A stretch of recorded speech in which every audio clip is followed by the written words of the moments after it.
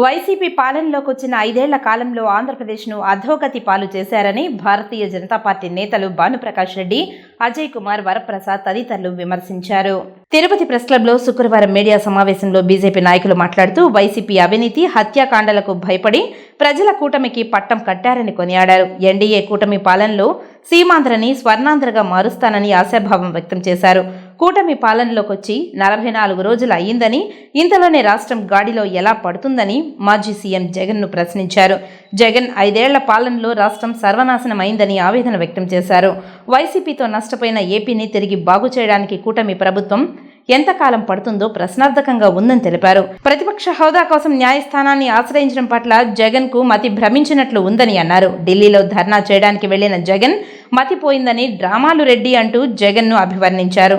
ఈ విలేకరుల సమావేశంలో జీవన్ రాయల్, సుబ్బు యాదవ్, ఈశ్వర్ తదితరులు పాల్గొన్నారు. కేవలం డ్రామాలు ఆడేదానికే ఢిల్లీకి వెళ్ళాడు ఈయన. ఢిల్లీకి వెళ్ళి అది ధర్నా కూడా చూస్తే జంతర్ మంతర్ దగ్గర అది ధర్నా మారికి లేదు, ఏదో రౌండ్ టేబుల్ కాన్ఫరెన్స్ మారికి ఒక టేబుల్ వేసుకునేసి వచ్చిన వాళ్ళు స్క్రీన్ మీద చూపిస్తున్నాడు. ఏందో మీరు కొట్టుకొని వైసీపీ వాళ్ళు కొట్టుకునేసి దాన్ని మా ఎన్డీఏ కూటమి మీద టీడీపీ వాళ్ళు మీరు దౌర్జన్యం చేస్తున్నారు, చంపేస్తున్నారని చెప్తున్నారే. నేను మీ ద్వారా ఒకటి ఛాలెంజ్ చేస్తున్నా జగన్మోహన్ రెడ్డికి.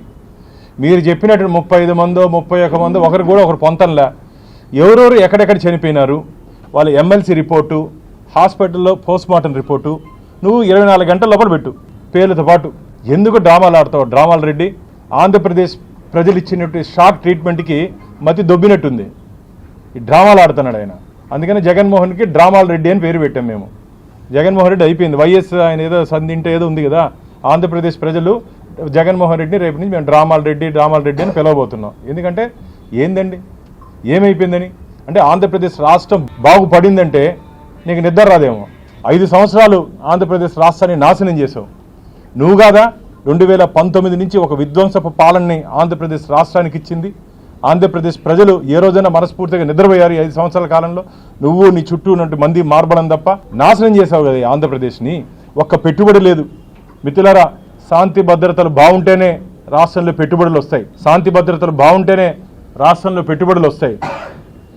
ఆ శాంతి భద్రత లేకుండా ఆంధ్రప్రదేశ్ని పూర్తిగా అంధకార ప్రదేశ్గా మార్చేసావు నువ్వు, ఆందోళన ప్రదేశ్గా మార్చేసావు నువ్వు పోయి ఈరోజు డ్రామాలు ఆడతావు. అంతమంది చనిపోయినారు, ఇంతమంది చనిపోయినారని. ఇది మంచిది కాదు. నువ్వు ఉన్నప్పుడు కాదా ఆంధ్రప్రదేశ్లో ఐపీసీ సెక్షన్లు పనిచేయనీయకుండా వైసీపీ సెక్షన్లు పనిచేయించింది. ఇండియన్ పోలీస్ సర్వీస్ని నువ్వు కాదు ఇండియన్ పొలిటికల్ సర్వీస్గా ఆంధ్రప్రదేశ్లో మార్చింది. ఇండియన్ అడ్మినిస్ట్రేటివ్ సర్వీస్ని అధికార పార్టీ సర్వీస్గా నువ్వు కదా మార్చింది ఆంధ్రప్రదేశ్లో.